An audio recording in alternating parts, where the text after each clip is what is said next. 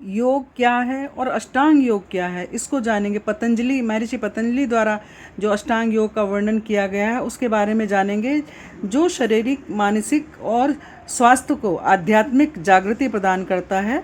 उसका उद्देश्य क्या है? केवल एक ही उद्देश्य है, अपने आप से साक्षात्कार करना, अपने आप को जानना। तो इसके 8 अंग बताए गए हैं। अष्टांग योग के 8 अंग हैं। सबसे पहला है यम। यम का मतलब है नैतिक अनुशासन, जो हमें सामाजिक आचरण के नियम, जो दूसरों के साथ संबंधों को सुधारते हैं। और उसके अंतर्गत 5 बातें आती हैं। वो क्या क्या हैं? अहिंसा, मन वचन कर्म से किसी को भी कष्ट ना पहुंचाना। दूसरा है सत्य, हमेशा सच का और हितकारी बोलना। अस्तेय, चोरी ना करना या दूसरों की संपत्ति की लालसा ना रखना। और ब्रह्मचर्य, ब्रह्मचर्य इंद्रियों का संयम रखना और पवित्र जीवन जीना। अपरिग्रह, आवश्यकता से अधिक वस्तुओं का संग्रह ना करना। तो ये हो गया यम। दूसरा हो जाता है नियम। नियम क्या? ये व्यक्तिगत स्वच्छता और आदतों को सुधारने का आंतरिक नियम है, जो कि इस प्रकार से, कैसे? शौच, शरीर के और मन को पवित्र रखना। संतोष, जो प्राप्त है उसी में संतुष्ट और प्रसन्न रहना। तप, धर्म का पालन करते हुए सर्दी गर्मी आदि को सहना और संयम साधना। स्वाध्याय, अच्छी पुस्तकों को, धार्मिक ग्रंथों का अध्ययन और आत्ममंथन करना। ईश्वर प्राणिधान, इसका मतलब है ईश्वर के प्रति समर्पण और उनकी शरण में जाना। और फिर आ जाते हैं आसन, जो हम कर रहे हैं। शारीरिक मुद्राएं, स्थिर और सुखद मुद्रा में बैठने का अभ्यास करना। यह शरीर को स्वस्थ, लचीला, निरोगी बनाता है, ताकि लंबे समय तक ध्यान किया जा सके। फिर चौथा आ जाता है प्राणायाम। प्राणायाम में आ जाते हैं श्वासों का नियंत्रण, सांस लेना और छोड़ना, उसकी गति को नियंत्रित करना। इससे प्राण ऊर्जा का विस्तार होता है, हमारी नाड़ियाँ शुद्ध होती हैं और मन शांत होता है। फिर पांचवा आ जाता है प्रत्याहार। प्रत्याहार का मतलब है इंद्रियों का निग्रह।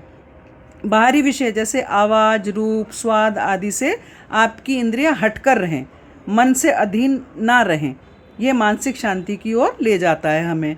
फिर आ गया धारणा। धारणा का मतलब है कोई भी चीज़ धारण करना, एकाग्र होना। अपने मन को किसी एक स्थान, किसी वस्तु, किस श्वास या मंत्र पर एकाग्र करना। इससे मन की चंचलता कम होती है, क्योंकि मन बहुत चंचल होता है। 1 सेकंड में मन इधर से उधर पहुंच जाता है। तो मन को नियंत्रित करना बहुत ज़्यादा ज़रूरी है। फिर आ जाता है 7वां ध्यान। ध्यान का मतलब है धारणा की अवस्था, जब बिना किसी रुकावट के लगातार बनी रहे, उसे ध्यान कहते हैं। मतलब हम एक चीज़ पे अपने मन को केंद्रित कर लेते हैं, हमें आसपास क्या हो रहा है उस पे धीरे धीरे धीरे धीरे हमारा ध्यान खत्म होता जाता है। इससे क्या होता है? मन ध्येय, जिसका ध्यान लगाया जा रहा है उसी पे रहता है, और उसके बीच में हमारी दूरी, हमारी ईश्वर के नज़दीक हम होते जाते हैं और बीच की दूरी मिटने लगती है। फिर 8वां आ जाता है समाधि, जिसे परम आनंद, परम सुख, ये समाधि की अवस्था होती है।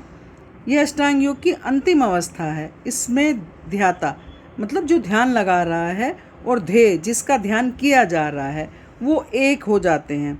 मतलब साधक का मन पूर्णतः परमात्मा या परमानंद में लीन हो जाता है। इसीलिए हमें अष्टांग योगों का 8 अंग जो अष्टांग योग में बताए गए हैं, उनका पालन करने से हमारा जीवन बहुत ही संयमित हो जाता है।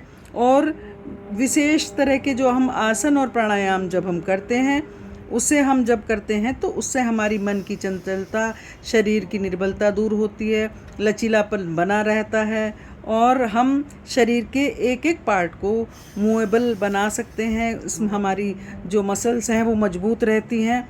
इधर उधर उनमें झटका लगने का, जैसे कर जरा सा झटका लगा परेशानी होगी, ऐसे ही मन को हम प्राणायाम द्वारा स्थिर करते हैं, जिससे हमारा मन की चंचलता कम होती है। और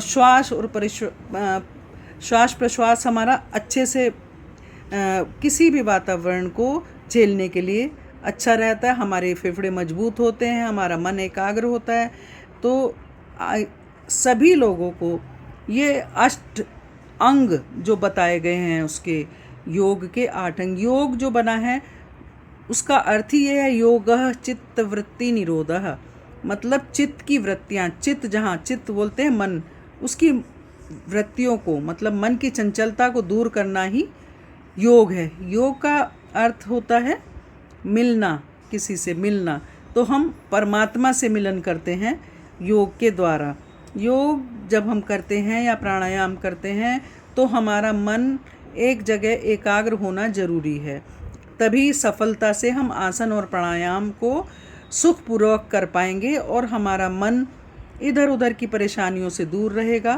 तो आसन और प्राणायाम और योग के 8 अंगों को अगर आप जान जाएंगे तो जीवन की सत्यता मिल जाएगी। Thank you.